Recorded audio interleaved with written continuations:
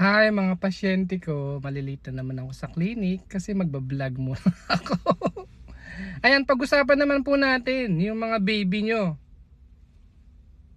Iyak ng iyak, hindi mapatahan. Yan. So yung mga baby natin po kasi, kailangan natin yung i-troubleshoot kung bakit sila umiiyak. Iyak ng iyak, maraming dahilan. Ang hirap kaya pong maging baby.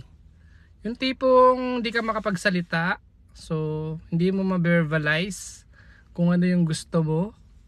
Halimbawa, natusok ka pala ng aspile. So, hindi mo masabi kaya iiyak ka, di ba? Mami, natusok ako ng aspile. O kaya, basa yung diaper mo kasi umihi ka, basa, hindi ka komportable dun sa diaper mo. E di iyak ka kasi hindi ka makapagsalita, di ba? O tapos may tayong puwit mo, di iyak ka na naman. O kaya nilalamig ka, parang naulit ko na yata itong vlog na ito, no? Meron pong isa pang dahilan, halimbawa lahat may busog na yung baby mo, ganyan.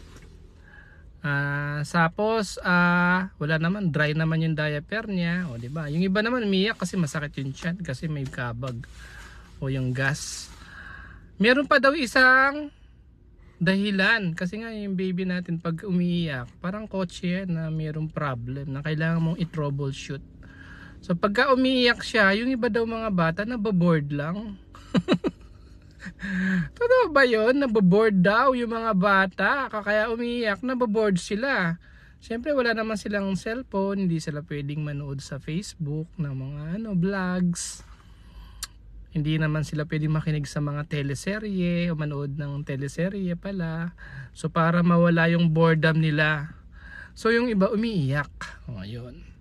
Akala nung nanay, gutom na naman. So padedidein na naman.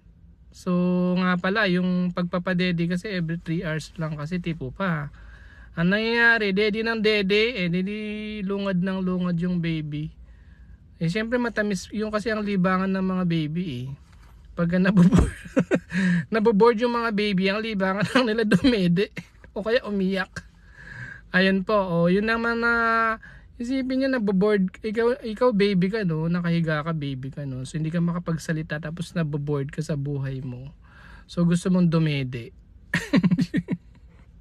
Kaya deni ng dede, lungad ng lungad. So anong gagawin pag naboboard yung baby?